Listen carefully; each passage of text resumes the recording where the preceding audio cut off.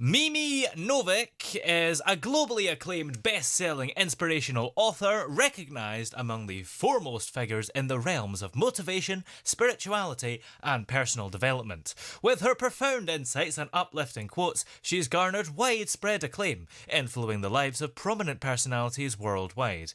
Renowned as an esteemed motivational speaker and self-awareness teacher, Mimi's expertise spans across complementary medicine, self-development, and spiritual growth, making her a sought-after well-being expert.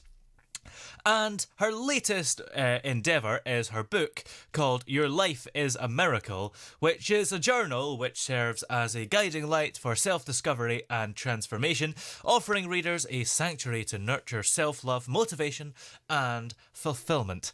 And Mimi is on with us today. Good to see you again. How are you? Hi, Toby. I'm fine. Thank you very much for that wonderful intro. Well, you're very welcome. Now, we'll get to this new book shortly, but first of Mm. all, I guess to simplify that intro, can you tell us a bit about the work that you do, both as a sort of motivational person and as an inspirational author? Yes, so fundamentally, everything begins with the inspirational work and the well-being work. So it's all intertwined. Mm, So we have the aspect of the spiritual writings, the motivational and inspirational writings that I do. But also, we have the other side, which is the well being with all different therapies, which are complementary in nature.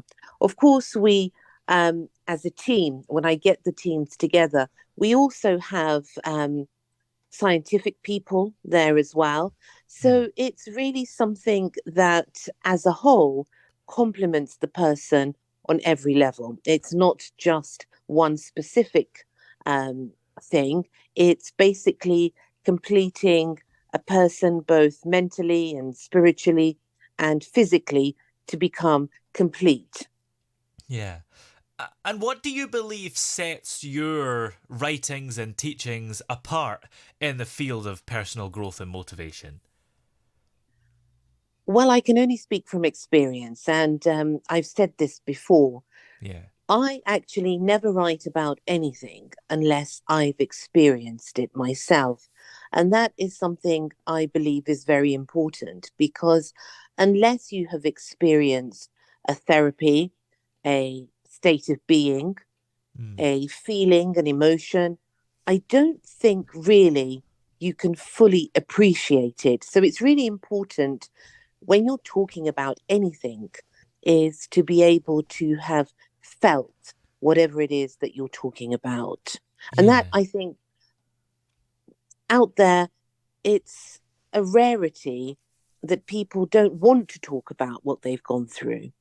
But whereas I encourage it and I like to talk about it because I think we are all connected in some way.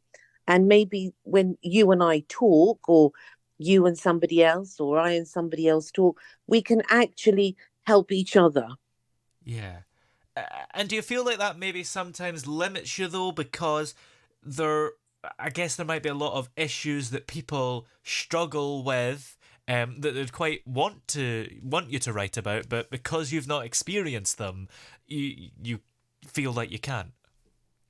The things that I write about in general, with regards to, let's say, the inspirational writings, all of those feelings that go into it and all of those expressions and reflections are all things that I've been through. With regards to I say, the professional aspect of my work, working as a therapist in all the different fields that I do, each of those therapies I have experienced. When it comes to different things that people go through, of course, they're things that are on a completely different level. So, say, for example, someone has experienced, this is the key thing now at the moment, is where people are experience extreme anxiety. And that's something I think that has been going on for years. It's just that now people are able to talk about it more freely. And it's something that I've experienced in my life. So something like that I can write deeply about. Professionally speaking, as a therapist, I, of course, can't go through every single thing, and I wouldn't want to, that everybody else has been through. But the things that I write about in my spiritual and my motivational writings is something that I have been through. And all the work, for example, that I encounter with my patients and my clients, whether that be phobias or fears or depression or anxiety, these are all things that I've come into contact with through my clients. Yeah. Now, let's take you right back to the very beginning, to your childhood. What were some of the early experiences or influences that kind of shaped your worldview and set you on this path of inspiration and self awareness? One of the major things I think was growing up in the countryside, and I love to talk about this because it really was a major influence in my life in being Mm. with nature. It's something that inspired me from a very, very early age. And I used to talk to the flowers and I used to talk to the birds, and I used to think that this was the most normal thing ever Yeah. until I moved into a town and I realized that actually not everybody does that. Mm. So that was one of the things that really inspired me. Also, having elderly grandparents who my grandfather was extremely, I have to say, elderly because he was much, much older than my grandmother at the time. And he had an array of experience having traveled around the world in different circumstances. So, listening to stories from him, listening to stories from my parents and my great family, I learned about history, about healing, about all things that are different, I suppose, to your daily stories of life when you're living, as a child of five. And, Mm. your friends are interested in things like toys and things like that. I was more interested in the magical.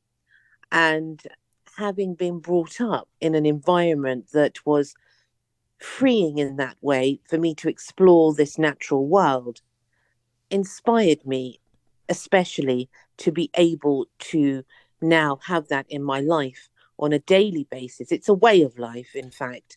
Yeah. And also having pneumonia when I was young, I was quite a sickly child. And I was kept away from other children for a lot of the time, up until the age of 7. I had all sorts of ailments. That, I think, is something in a strange way helped me to understand myself, even at an early age. Yeah. And in what way do you think that helped you? Well, when you look into yourself, you know, even as a child, let alone an adult, Mm. you believe in the beauty of life, you believe in the dreams of life. And when you are alone, for example, I had pneumonia when I was 7, and I've spoken about this before, but it was such a turning point in my life where I was with my great grandmother and we were abroad, and she was a healer. And where all the medicines that were there, that were available, didn't manage to do anything, in fact, she did that. She did the impossible.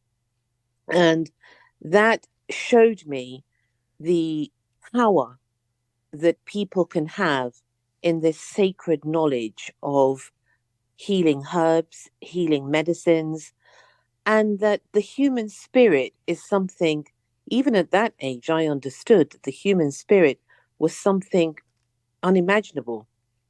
That here you are stuck. I had to be in the dark for 40 days because Yeah. of this pneumonia.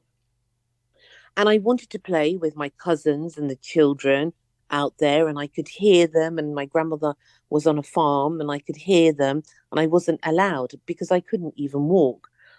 And I remember thinking, if I get out of here, I'm going to do everything I can to live my life fully, to be with the people that I love. And that's quite Mm. an accomplishment for a 7-year old. But Yes. I was quite an old soul even then.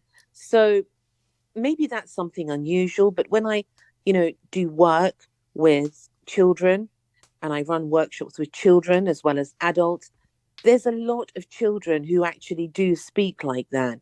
I think Yeah. it's just giving them the chance and giving people the chance to express themselves. Yeah. And although you had that sort of awakening at the age of 7, to call it that, was it kind of a plan for you to end up how you are now, sort of doing it as a career, or did you just know that you wanted to live your life in that way and you weren't necessarily thinking job? Well, I was always thinking job, being Mm. the strange little child that I was. Yeah. Yeah, I was always thinking job, and I thought, well, what am I going to do? What am I going to be? And I suppose this natural way of living was part of me. It Yeah. wasn't something separate to me. So through time, and I had various other things that happened to me, um, it really reconfirmed that it had to be part of my life. I don't know myself separate to that.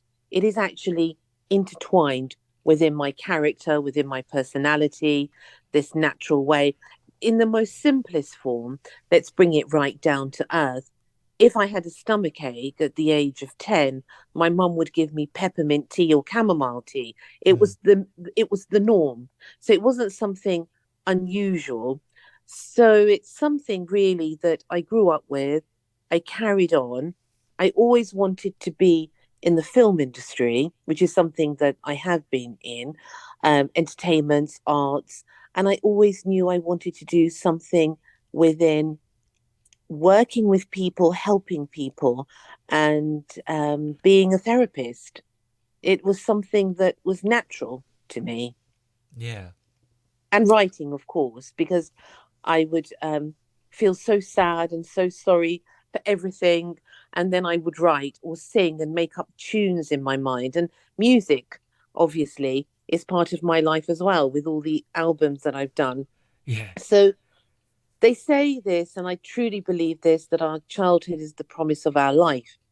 And if we could remember more of what we felt as children, the dreams I'm talking about. Mm. Not every childhood is idyllic, far from it. But if we can remember the dreams and what we really wanted to do, I think we're actually quite close to leading that life that is really destined for us. Yeah. And it's an interesting point, that, because I guess people would argue that what you want as a child, for most people, changes. And when you're an adult, if you were stuck with the job you wanted as a child, that might not be where you want to be. Mm, mm. True. So there are, I think, two sides I've often contemplated. It's a really good question Mm. because I've often contemplated this. Some people, like I have friends, and they've always wanted to be something in their life and they've not managed to do that. But it's their yearning, it's their desire.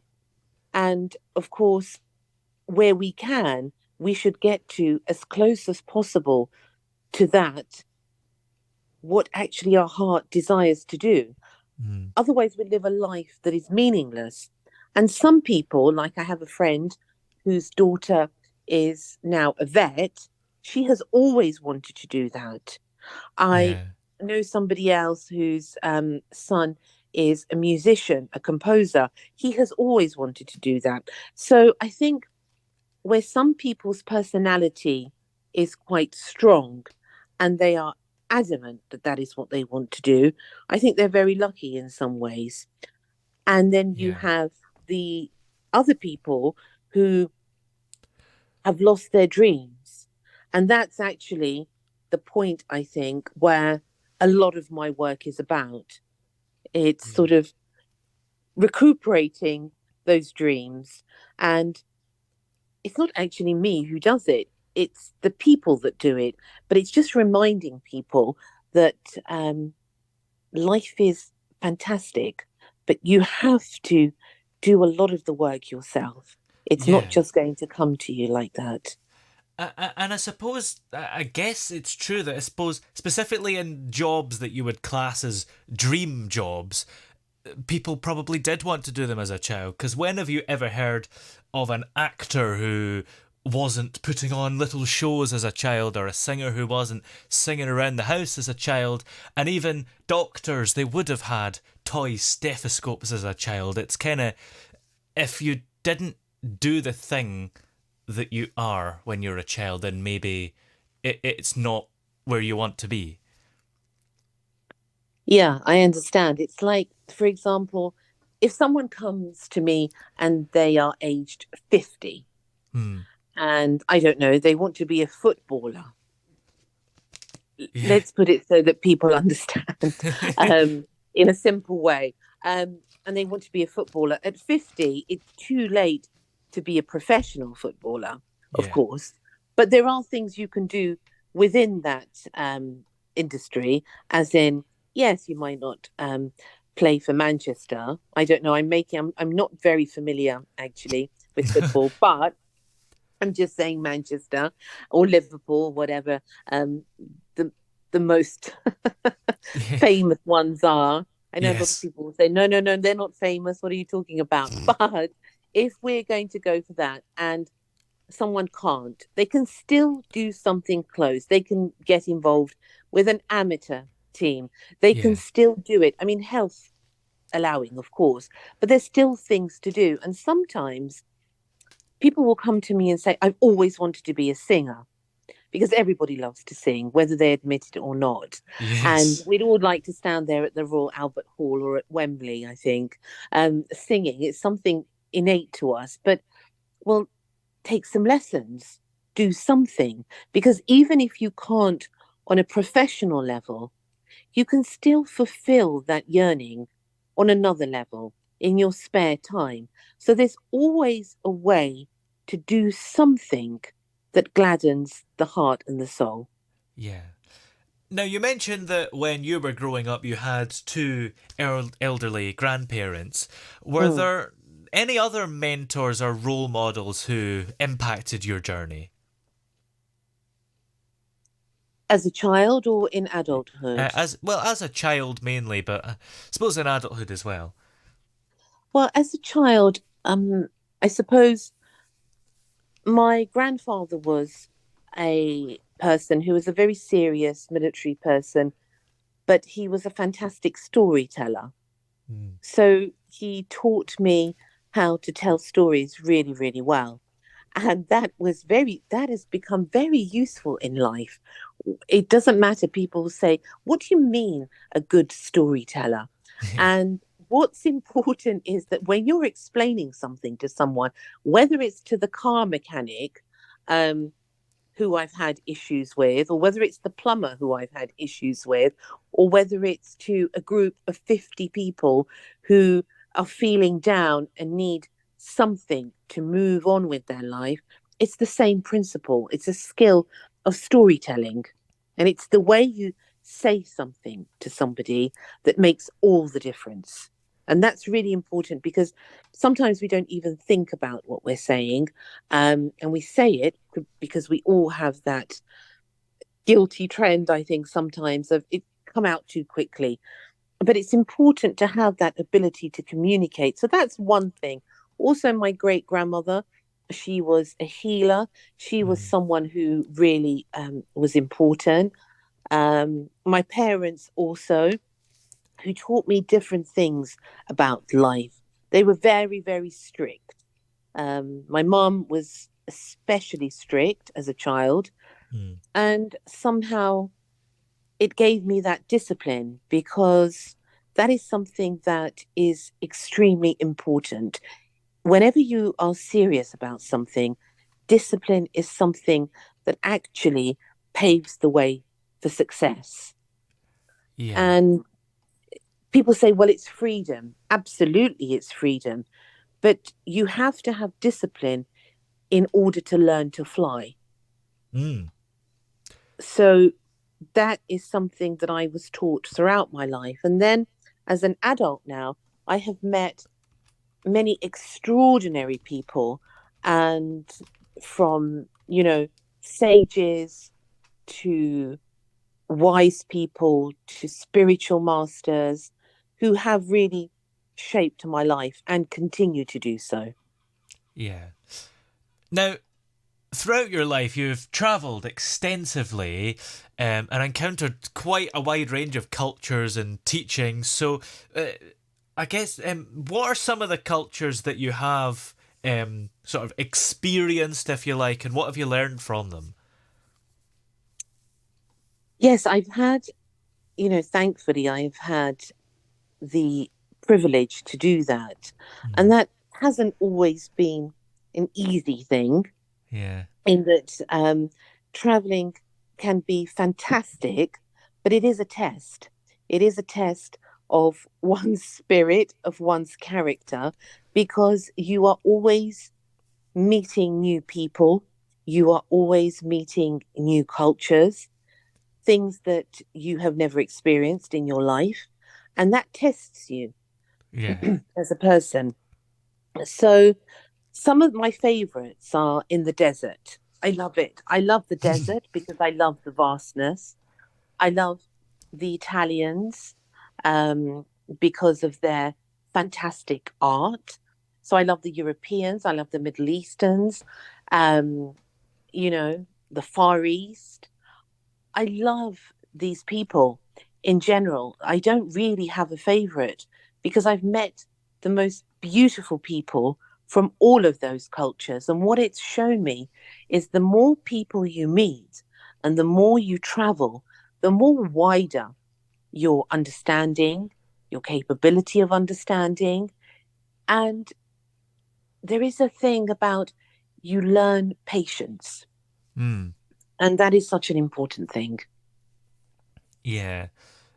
And are there any sort of specific experiences or encounters that have impacted your perspective on life and personal growth? So many. And seeing as we're talking about travel, one of the most biggest, I have to say, there it is in the top 10. There have been so many, is actually, yeah, there have been so many. Um, but to relate it now to what you've asked me, is climbing Mount Sinai Mm. in Egypt, which is something that I never thought was possible, but I did it. And I didn't realize, Toby, that I had a fear of heights. And that Mm. was one heck of a place to discover that Yeah. you have a fear of heights. So I don't know if you're familiar with how high that mountain is, but it's very high. It's very high. And it took 8 hours to get up there. But what I experienced, we were with two Bedouins, and there were, hold on, one, two, three, four of us, and they had camels. My friends had camels. I started off with a camel. I realized how difficult that was. After 10 minutes, I gave the camel to my friend. So Yeah. they were on camels and I was walking with a stick. So it was quite an experience. And I remember the Bedouin saying to me, "Come on, you've got to do this. You've got to do this." And all the way through, although it was very, very hot. And I said, "I don't think I can do this. What if I die?" Because when you're put into these huge tests of physical tests, all sorts of nonsense comes, especially the ego goes a bit crazy Mm. and says things like, "You could have been at home watching TV and eating chocolate ice cream, but no, Yeah. you want to be spiritual. You want to be such an adventurer." But, so you have this argument with yourself. And he said to me something really poignant. He said, "But Mimi, but then you will die realizing your dream." Mm. I, well, that's one way to put it. So eventually we got to these 700 steps of repentance. So people out there will know who have climbed this mountain. And it's very, very steep. And they're not real steps, they're sort of crags in the mountain. It was pitch black apart from the moonlight. And of course, to add to the test, the Bedouins had forgotten their torch, which just added to the whole story. And I got to the point where I couldn't move anymore. I got scared because they said to me, "Don't look down." And I looked down, Oh and that no. was it. Yeah. You know, that was it. I don't know if you've ever been in a situation where you're just frozen with fear and there's no way you can move. There's nothing that can move you in that point. Hmm. And I had one of those epiphany moments when I realized that in reality, there is only us, our soul, and the divine, the ultimate sort of source, which I, in that moment, connected to strongly. Yeah. And in that moment, when I had that surreal connection to something far greater than me, to know that this world spins on this axis and all these planets are sort of doing this symphony around, you think, my goodness, I'm part of all of this. When I had that realization, there were two of the Bedouins, they were brothers, and they had no shoes on, by the way. I don't know how they did it. And he said to me, "Jump." I had to jump a crevice. I said, "I can't do it." I was hysterical. I said, "I can't do it." He said, "Jump." I said, "I can't." And then he said, "What about the black snakes?" Well, I jumped. He caught me, the other one pushed me from behind. And I realized in that moment, Toby, that I was free, in that I had overcome a huge fear. And in that overcoming of the huge fear is where I discovered my wings, in that you have to put your trust in something far greater than yourself. And in that moment, you have that power to transform your life. So that was a huge turning point for me. Absolutely. It, and I guess finding out you have a fear of heights is sort of a scary moment in itself. It, I guess because you have to overcome the height, but you've got to overcome the fact that you've got a fear, if you see what I mean. It's kind of two things. Well, this is why I froze, Mm. Yeah. because I didn't know where to go with that. And I actually got onto my knees. I don't know why I did that. It was Mm. one of those mad moments where you don't know why, where you think you know yourself a little bit. And then you realize when you're on your knees, literally, you don't know anything. So Yeah. when I got onto my knees, I thought, what the hell am I doing here? This is just totally mad. But as you said, at the same moment, I'm having this whole revelation where I have to keep strong. But there you have, you know, this vista of mountains upon mountains with the moon. You can see what's in front of you and you can see how high you are. But you also know that unless you conquer this, you're going to fall and who knows what's going to happen. Yeah. And it's at that point, this is the point in life where you are so afraid. It's at that point, in that fear, that you can find that courage. Absolutely. Well, in your career, you're of course been a complementary medical practitioner and also an inspirational author and everything in between, really. Um, so, what was the kind of evolution from being a medical practitioner to being this kind of more on the sort of motivational side? So it's always been something that interested me, is motivating people and inspiring people, whether that be through my writings or through the complementary work, the therapy work that I do.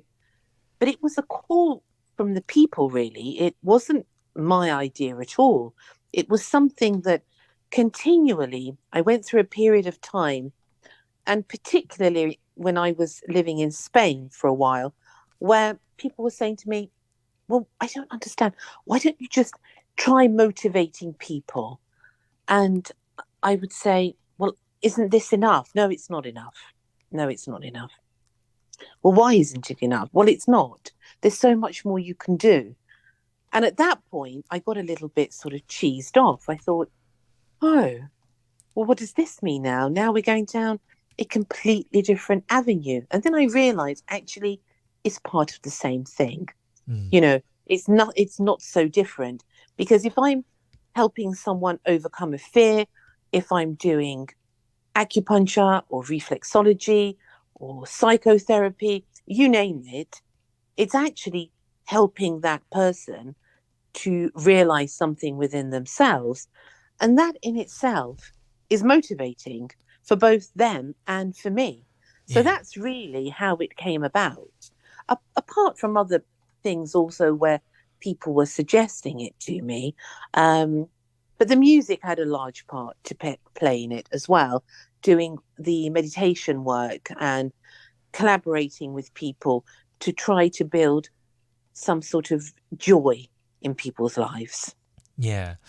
And you've collaborated with experts in various fields. So, what are some of the partnerships that you've formed in these fields? And what have you sort of gained from the collaborations? Well, when it comes to the actual work as a therapist, I've worked with some of the best in their field, and they have taught me a lot Mm. about myself, about life, and they have taught me a whole range of new therapies. And whether that be, as I said, scientists, which all have a role to play, to maybe, I don't know, even dancing with people that work with sound healing, to people who are in universities that I've worked alongside of. Every single one of them has shown me that there is a place for everything. You know, it's not strictly just this way or that way and no other way. I Mm. think the thing about life is that if we can have a kaleidoscope of colors, of people, that is what will enrich our life. So when I work with these people, they all show me that there's so much more to learn. Just when I thought, oh, well, I knew about this subject, I knew about how sound healing and frequencies can heal. So I work with somebody else and they say, well, actually, do you know the power of water and the power of sound on water? So then it takes me down another road. So I'm always open for opportunities to collaborating. And then when it comes to the musical side, what is so fantastic, the people that I've collaborated with have also that vision of healing people. So whoever I work with, always near enough, has had that same vision to make life for people easier and to inspire them to really fundamentally reach their purpose. Have you ever had any like challenges while you've tried to establish yourself as a figure in the self development sort of industry or community, whatever you'd want to call it? Um, I think the challenges really were only with myself Mm. because trying to stay motivated and inspired in a very difficult world is something that's a daily battle, I think, for most people. Yeah. And especially when you're trying to help others.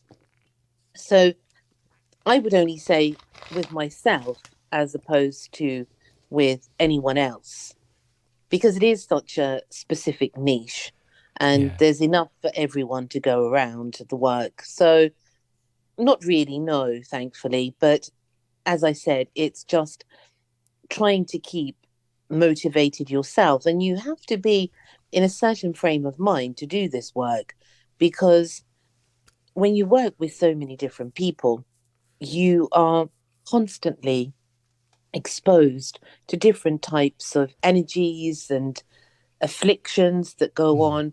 So you have to keep yourself pretty firm with your feet on the ground in order to be able to deal with all of that. Yeah. And what's your approach to motivating people and fostering their self awareness? As in, is there a specific sort of method that I Yeah. use?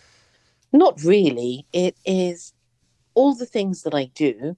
And I'm always looking for new ideas out there. And as we Mm. spoke earlier, looking always for opportunities where so many people will contact me and say, do you want to do this? And do you want to do this with us? And I'm quite picky about it, only because I have to feel right about it. Not because what they're offering isn't any good, but there has to be sort of a synergy. There's some people you can get on with, and even if they're, I don't know, shepherds or, you know, I don't know, looking after chickens, you can get on with them really well. Or Yeah. you can have people that are quite intellectual that you just can't get on with. So I never distinguish between, you know, the intellectual is never more important to me than someone who does, for example, agriculture or Yeah. anything like that. And I always, and that's something actually that I'm known for, is that I'm very inclusive in everything. I don't make barriers between people. I always like to welcome people from all backgrounds, all walks of life, all cultures. Absolutely. And I guess that's very important, isn't it? Because it doesn't matter what you do or who you are or where you're from or whatever. We're all human at the end of the day. Absolutely. Absolutely, we are. And sometimes we forget that actually we are all human. Mm. That's the thing. And we all have feelings, we all have emotions, we all get hurt. And people are so busy sometimes to get done what they need to get done that they forget these simple things. And I'm very old fashioned in Mm. my ways, and that is that I think manners are extremely important. Yes. So if we are polite with each other, we will get so much more done than if we're not. Or, life is not ideal. We all have our own issues, our own problems, but we have to realize that every single person that we meet has their own issues. And we have to be the ones, if they can't be, we must answer for ourselves and be compassionate and gentle. Yeah. Now, do you have any tips or practices for people listening who to maybe kind of maintain their overall well-being? Well, I am actually at the end of the year, or Mm. maybe sooner, depends, going to have a book out, which is a breathing book. It's called Healing Breath, Peaceful Soul. I use this method anyway when I run the courses and therapists learn about it. And Yeah. it's a really important thing to be able to breathe and to use our breath in the correct way, because that actually brings us to the present moment. If we think about it on a really, really, let's say, huge scale, we as human beings don't know anything about ourselves in reality until Yeah. we can conquer this fear of being ridiculed, of being laughed at, and worry too much about other people, what they think. We all have that within us. But when we actually center ourselves and use practices such as breath work, relaxation, using the guided meditations, which actually let you release your anxieties and your tensions, and Mm. you focus exactly on that moment. I'm a very big advocate for that. So things like that. And as you know, I've just released a new book, which is completely different Yeah. to any of my other books, which is taking that control. back into your own hands with your life. Yeah. Well, this book is, of course, called Your Life is a Miracle, um, which is kind of a journal for daily reflections, inspiring readers to begin a journey of self discovery and transformation. What was it that inspired you to write this book? So when I have these consultations and um, therapy time with my patients and clients, Toby, I always set them homework, and everybody knows this about me. Yeah. I will set them homework to do, and I'm very strict about it as well. And they have to do it. They have to do it. So one of my clients actually said to me, "Look, I think it would be a really good idea to put this out there for people to have, like a 40-day thing where they can actually read the journal. So it's full of quotations to inspire you, but also it's practical exercises. And I mean, I don't mean physical going out there running and I don't know what, doing the marathon. These are actually Mm. very, very basic things of exploring your life. And every day is a different set of exercises, and you can write in the book. So it's excellent to have with you and to reflect upon. And you can then see daily how you have progressed.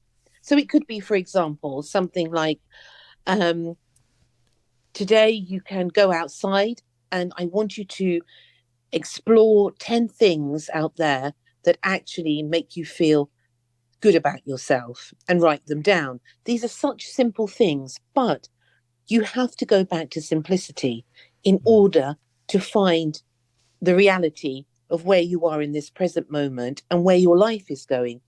Because unless you have control of your life, by that I mean that you make the choices, you decide what you want to do, you have control over your feelings, you're allowed to feel your feelings.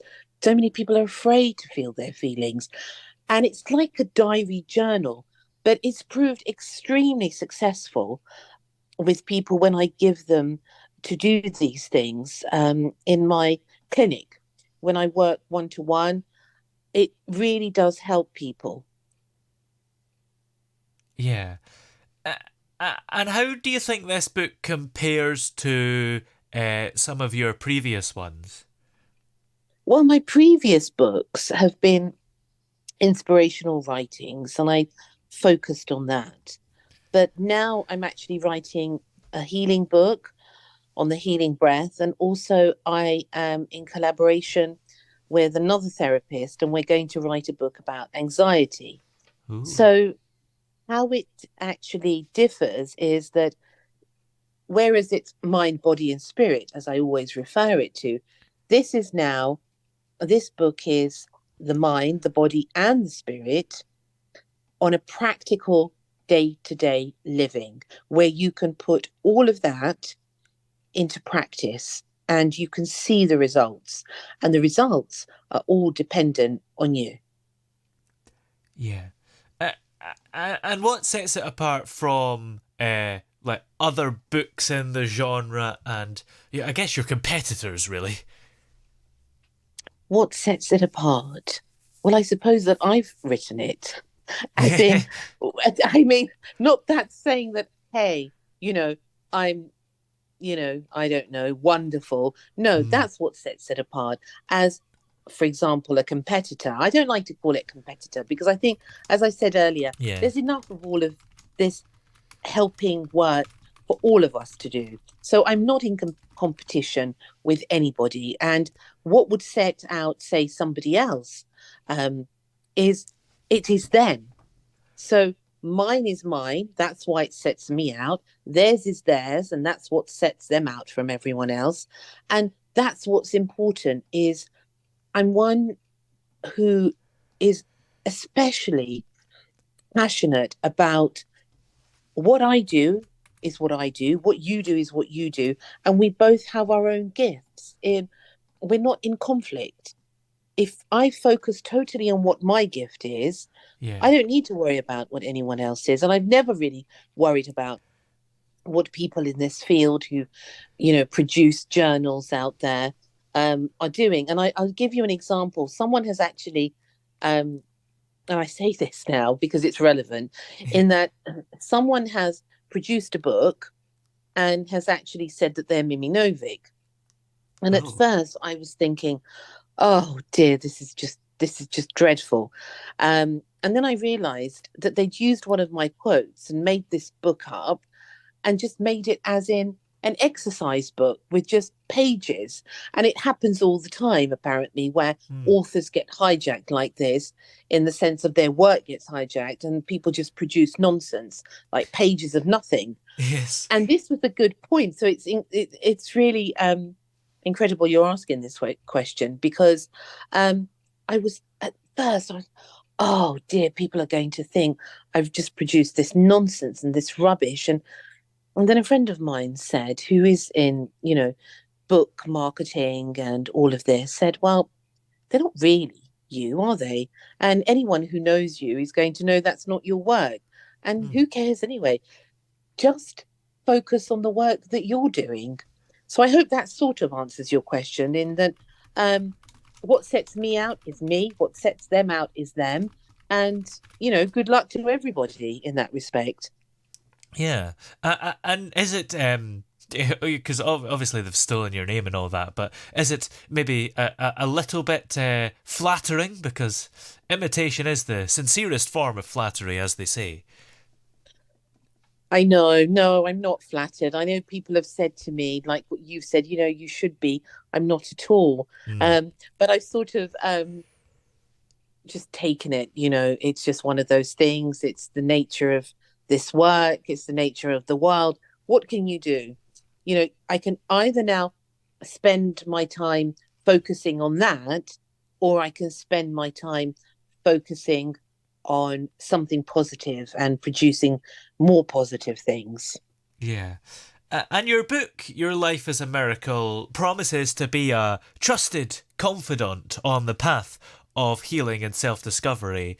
So, how did you manage to create a sense of safety and support for the reader within the pages of the journal?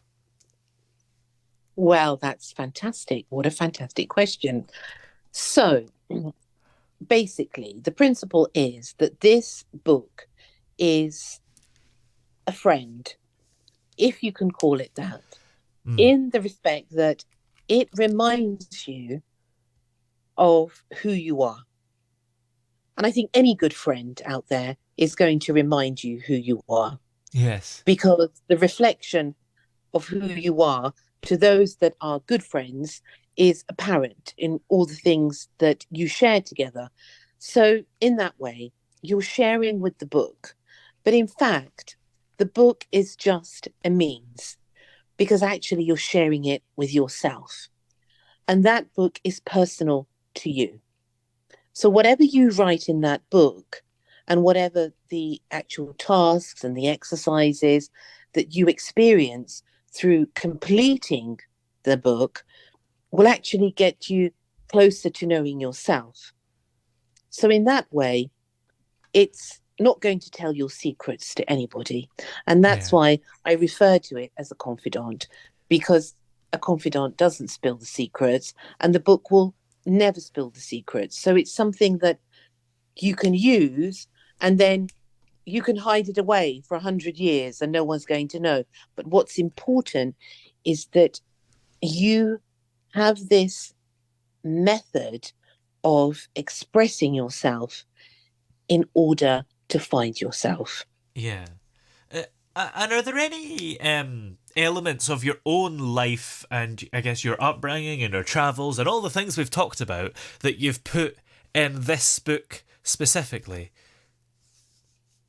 Yes, everything that I'm asking people to attempt to do in the book with the exercises are all things that I've done and I found useful.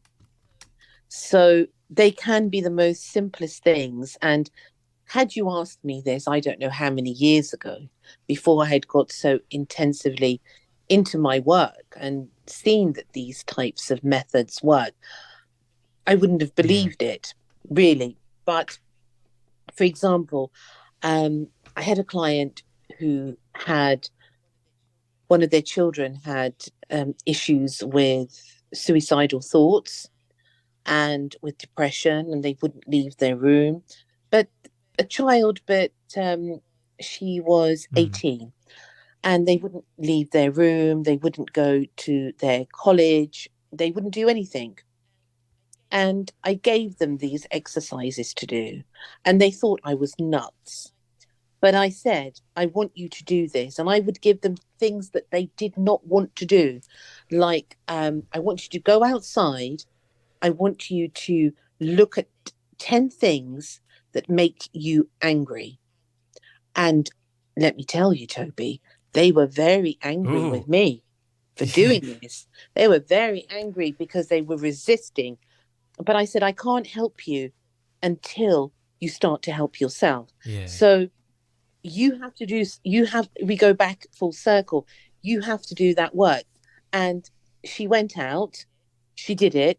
She was very upset with me and wrote about Ooh. it and said, I'm very upset with Mimi. And she made me go out, and I didn't want to go out, and I had to get dressed. And then she told me to wear something nice. And well, how rude is she? Anyway, I'm used to that. After all of that, and then the next day, I want you to get in the car. I want you to go on your travels. I want you to do this. I'm not doing it. I'm not doing it. I'm not doing it. But somehow, we got there. We have our ways. We got there. And now she's back on the course, and she's taking up yoga, and it's completely transformed. And I'm not saying the only reason is because she followed these instructions. But what I'm saying is discipline. You've got to have discipline.